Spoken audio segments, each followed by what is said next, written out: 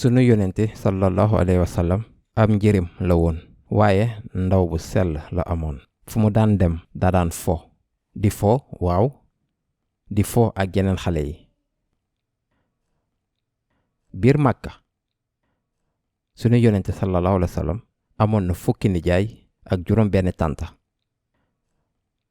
nijaay bu mel ni alxaaris moom deewoon na. nijaay rakk wala magu baayam la woon Abdallah moom deewoon na balaa sunu yonente sallallahu alayhi wa sallam di nekk yonent. beneen nijaayam al abbas moom tuub na. moom mooy baayu Abdallah ibn Abbas.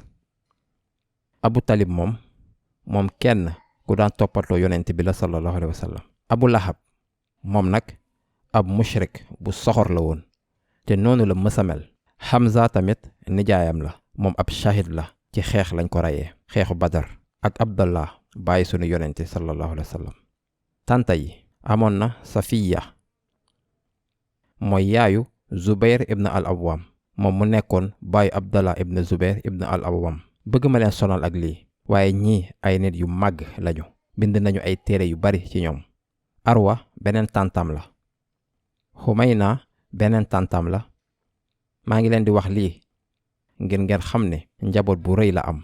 tànta yi yépp ak nijaay yi yépp dañoo amoon ay doom yu tolloo ak yonent bi di foo ak moom sallallahu alayhi wa sallam. kon ndaw bu sell la amoon. nekkul woon xale buy beru. nekkul woon xale bu xamul woon kenn. ci njaboot Hashimid yi la jóge njaboot bu bari xale. te xam ngeen tamit ne yonent bi sallallahu alayhi wa sallam génnoon na Màkka. lu tax ndax dëkk bi dafa xawoon a yàqu. làkk arab bi dafa xawoon a yàqu.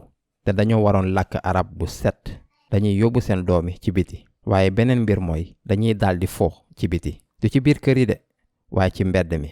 loolu la sunu yonent bi sallallahu alayhi wa sallam daan def. fàttaliku leen Jibril ñëw ubbi dënnu yonent bi jël xol bi dindi ci tomb bu ñuul bi.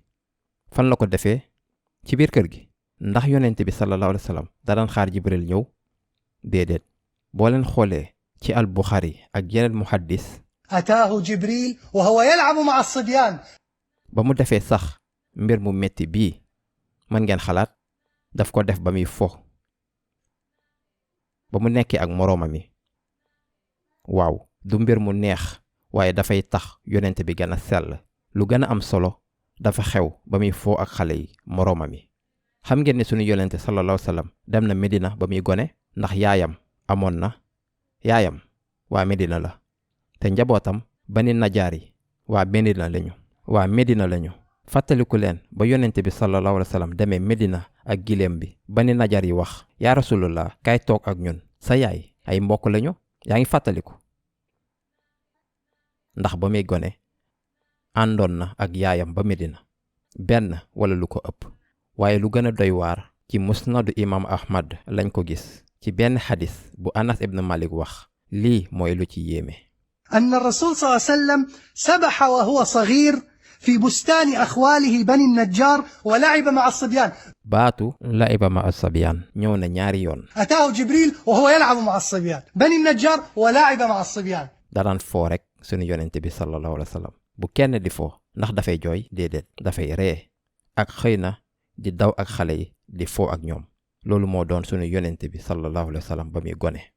benn bis mu ngi doon nàcc Tayif ba ñu ko sàndee xeer mu ni yàlla gune kufaar yi ñoo ma gën a amal solo. xadis bu doy waar bii Anas ibn Malik moo ko wax. أن الرسول صلى الله عليه وسلم سبح وهو صغير. da daan feey ci dex bu ndaw biir këru bani najaar yi. mën ngeen xalaat ab gone sunu yonente sallallahu alayhi wa sallam di feey. kon su yonente bi nee sallallahu alayhi wa sallam jàngal leen seeni doom feey xam na lu muy wax bu baax. ndax dëkk bu mu nekk Màkka wala Medina amul woon géej te moom ba muy gone daan na feey ci biir dex.